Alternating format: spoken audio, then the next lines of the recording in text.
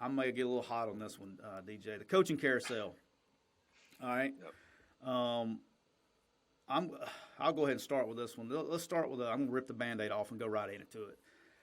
This Miami deal, okay. I really have the really mixed emotions with this deal, okay. Extremely mixed emotions. Okay, one, and it's no secret if you've been listening to this show or you know anything about me, Mario Cristobal is a good friend of mine. All right, I love him to death. He's a stud. He is a phenomenal recruiter. He's a phenomenal football coach, and he's a phenomenal human being. Love him to death. I wish nothing but success for him. Okay, but let's go to the other hand. I know Manny. Don't know Manny as well. Never worked with Manny. Just know Manny coaching against him and on a recruiting trail, and just like we know a lot of coaches in the business from way back in the day, man, when he was at Middle Tennessee and we were at Arkansas State and we used to have battles, right? But Manny's a good dude. Here's who I'm pissed at is the administration at Miami. This is a freaking joke, man. This is and I'm pissed off about it. It's a joke. Okay, so there's no AD in place. So I haven't seen anything because I've looked on who's actually making these decisions. Okay, but here you are. You're at a university that's supposed to be setting an example and developing leaders for the future. And here's what we're going to do, okay? You got this guy that's a local guy whose father's the mayor of the town, by the way, who's out recruiting his balls off and giving you everything he can do for the university. And you basically are negotiating, not even behind his back. Now it's in public, okay? You're leaking stuff to the media to get things going, to get people off your back. And this guy still has a job. And now it's come out that if Mario turns the job down, we're going to keep you, but only if he turns the job down. Like, how does that? What are we doing? Yeah. Okay, your coordinator just left. Okay, your coordinator just left. All right, let me tell you what you're doing. One, you have destroyed, if he does stay, okay? All right, and as of 8:45 in the morning on Monday morning, Mario hasn't taken the job. Do I expect Mario to take the job? Yes, I do. Okay, but as of 8:45 this morning, he's got to like noon today, noon Eastern time, which is here in about 2 hours, to make a decision. I imagine a decision has already been made. We just don't know about it yet. But what are they going to do? Are they going to hire Mario before they fire the guy that's the head coach? Is that what we're doing here? Like, does Miami come out and say we have fired Manny Diaz before they hire Mario Cristobal? Like, that's the path that we're on right now. I don't understand it, man. It's uncharted waters. You know, it's always been an unwritten rule that you don't want to talk to anyone else, especially leak it to the public, unless the head coach has been let go. This one is an offer. There's an offer out there without a head coach being let go, and everybody knows about it. I think it's an example of people that are making decisions that aren't associated with athletics and don't recognize that the people that work in athletics are human. I think sometimes fans or boosters, college football is their hobby. It's what they do for fun. It's like they're playing a video game. This is not Madden franchise mode. These are people's lives that you're dealing with. You know what I mean? Exactly. And I think there's people making these decisions that are not taking into consideration the human element. And I think if there was an athletic director in place, a guy that's worked in athletics his entire career, who understands that these are people and normal people with normal problems and normal issues, he would not treat Manny Diaz the way that he's being treated. Yeah, and I will make sure everybody knows this isn't a Mario Cristobal problem. This is a Miami administration problem. And they don't even have an AD yet. Okay? And they're going to get this done before they get an AD. But let's say for whatever reason, okay? Let's say that Mario stays, okay? And just for the record, too, I have not talked to Mario, okay? I told the same thing about the whole Billy deal. I'm not like, hey, how you doing? Well, I'm not bothering him with that, okay? Because that's the last thing as a coach you want to be bothered with your friends, okay? If he's got my number, if he got something he wants to talk to me at this point in time, he'll call me, okay? Same way I treated Summerall the other day when he got the job. Everybody knows that. Same way I treated Rich Rod when he got the job at Jacksonville State. When they'll call me when they got something they want to talk to me about. Until then, and when they get the job, I'll call them after they got the job. Just how it works in coaching. All right. So here's the deal, though: is let's say Manny, they keep Manny. Okay, you have no offensive coordinator. Who exactly is going to go to Miami to be the offensive coordinator when you know you're fired next year? If he's not going today, he's going next year. Okay, so you're not going to get any recruits. You're not going to get any coaches. And so you just set yourself, like you gave yourself no chance for next year. Zero. You gave yourself no chance. And it's a disgrace to the industry that this is going on. It's a disgrace. And everybody, and I saw on Twitter last night, there was a bunch of fans. Again, fans is a key word. Well, Manny left Temple after being the head coach at Temple for a week. Okay, so here's the thing, and they're trying to say like it's karma and all this stuff. Let me explain something. Manny Diaz is from Miami. He was the head coach. He just got the Temple job, probably making, I don't know, $1 million. And somebody, put yourself, if you're a human being, okay, let's stop being fans for a minute. Let's be a human being. If you're getting paid $1 million to do a job and you take the job, and let's say you're a corporate guy, you go all of a sudden, you go to the Kodak and you're going to be the CEO of Kodak camera company. They're going to pay you $1 million. And then you're there for 1 week. And then Jeff Bezos shoots the deuce and offers you $5 million to be the CEO of Amazon. What are you going to do? You're going to go. Oh, by the way, in your hometown with your family, you're gone. Right. And let's don't get this clouded here. Mario wanted to go to Miami. That's where he played. That's where he's from. His mom's sick. Right. Like Mario is Mr. Miami. He is the only human being I've ever been around that can actually recruit Miami without, in this generation, without a GPS. Okay? Yeah. The guy made FIU a winner. And we saw everything that Butch Davis said about FIU a couple weeks ago.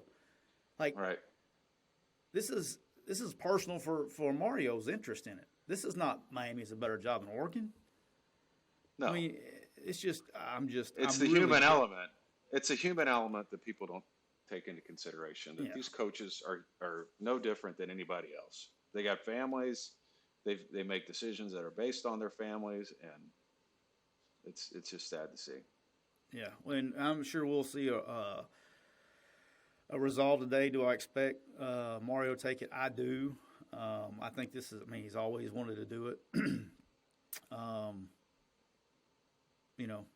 We'll see. But it's I think they finally got the financial resources to do it.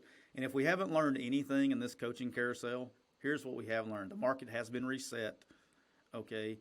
And while it's being reset, you can go buy you a coach. That's what's been established in this cycle. I can say that.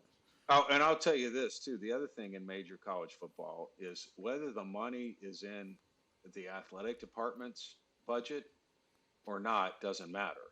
The money is in some booster's bank account, right? So that's right. You may say we don't have the money, but you do have the money. It's just not in your bank account. And you got access to the money. Yes, that was my frustration with the coaches that were, asked to take pay cuts because they don't have the money. Yes, you do have the money. It's just not in your bank account. You have the money, and if you ask the right people, you're going to get it. And that's the same way it is in college athletics. Somebody said that a few USC students were tweeting out that Lincoln Riley's salary was taken from their tuition. But believe me, none of that money was taken from your tuition. No, you're safe. Yeah, okay. Yeah, that money was from some alumni's bank account out in LA who said, all right, yeah, I'll give you $12 million if you get Lincoln Riley. You know That's what I mean? exactly what happens. Yeah, I'll give you $12 million. You don't get Lincoln Riley, I won't give you $12 million. Yeah. You know what I mean? It's really simple. Yeah. Yes. No, that didn't come out of your tuition. I think you're safe. All right, let's move on to Oklahoma, which got filled, I guess, last night. Probably the worst kept secret. I've about 13 seconds after Lincoln took the job to go to, I think I told you off the air, the very first call I got when Lincoln took the Oklahoma job was Brent Venables is getting the job here, and Jeff Lebby is going to be his offensive coordinator. I'm talking about, I got that within 30 minutes of him taking the USC job. I think I told you that off the air, but so Venables is there. I guess Lebby is not there officially. I would be shocked by the time that I really would. I'd be shocked. That's probably the word. By the time that you're listening to this, fans, you're listening to this on Wednesday at the earliest, that Jeff Lebby is not the offensive coordinator at Oklahoma. As of right now, he officially is not. I would be shocked. But look, Lebby was going to go one way or the other. He was getting, I really know he was getting courted by lots of places for crazy amounts of money. I think he could have even got in on some head jobs at Group of Five, some Group of Five jobs. But, I mean, he'd have to take a pay cut. I mean, this guy's supposed to get paid, $2.5 to $3 million to be an offensive coordinator without having to do. I mean, it's a pretty good gig, man. But look, Oklahoma's home for him, and I got to work with Lebby just for about a month here. What a great dude, by the way. I like Lebby a lot. I think he's a good dude. He's an OU grad.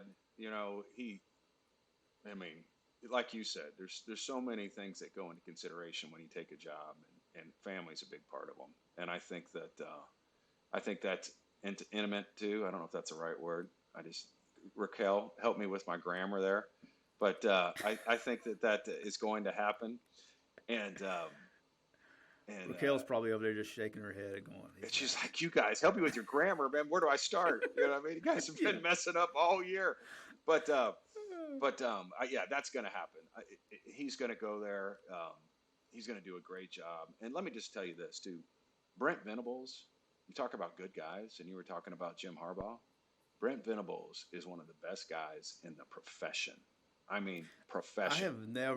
I have never met him. Brent Venables is one of the most positive, upbeat, caring coaches that I have ever met in this entire profession. He takes jobs that he thinks are right for him and his family, but he also is tremendously loyal. I don't know if you remember when he took the Clemson DC job, he backed out of it. He backed out of it initially, okay, and was going to stay at Oklahoma, and then he went back. And that's written. It's nothing that's a secret. They have articles about that and exactly how that happened. And the reason was because of the loyalty he felt to Bob Stoops. It was bothering him so bad because Bob Stoops was the one that hired him at Kansas State. Bob Stoops was the one that coached him at Kansas State. Bob Stoops was the one that hired him in Oklahoma. Bob Stoops was the one that promoted him to defensive coordinator at Oklahoma. And even though Clemson at that time he thought was the right move, it was eating him up inside about his loyalty to Bob Stoops at that time. And that shows you what type of person he is. Is that Clemson? Is that Clemson texting you, want you to be the defense coordinator? Yeah. Sorry, I snuck that one in on you. Go ahead. Oh, yes. Hey, you have noticed this is the only episode I got my phone on. But anyway. Yeah, I've heard a lot of dings going over there. What do we got going? We're going to be. Can we break some news on home visit today? No. But anyway, a tremendous hire. And a tremendous hire because not only what type of coach he is, what I'm trying to get at is what type of person he is. I called him one time last year when things were kind of down in the dumps for me, and he gave me one of the most tremendous motivational talks that I've ever had, that just re-energized me and got me right back on track. And he's like that for everybody. I mean, if you are ever in a bad mood, go hang around Brent Venables for a day, because that guy is the most upbeat, positive guy in America. That's awesome. I'm glad. Again, I like good things happen to good people. So, right. And speaking of, the last one we'll cover, because there's been too much. I don't even feel like getting in all of it this week. But the last one I'm going to talk about this week is my good friend and home visit. Like, we're setting a precedent here. Rich Rod gets the Jacksonville State job. I got Mario. We're like maybe here's what we do is we'll start getting more coaches on, because all these coaches are coming on our show and then they're getting head jobs in the next cycle. So Oh, is that what's in line for me? I didn't even realize that was in line. Yeah, you're going to be a head coach next year. Wow. Like, I didn't even since realize you've been on that. since you've been on so many times, you may go straight to the Patriots when Belichick retires. All right, but John Summerall, really good friend of mine, worked with him here at Ole Miss, had known him before that. We used to recruit against each other all the time. In the great state of Alabama, we were like head to head every time. I tell people all the time, like when I was, I recruited the state of Alabama for 20 years, and was a high school coach there, so I knew everybody, and I was from there. Hell, I ever played or worked somewhere, all over the state. But when you go head to head with John Summerall in recruiting, there's a couple of guys and he's one of them, that you better bring your lunch, and you got your work cut out for you. And he's that guy. He was at Kentucky as the co-DC.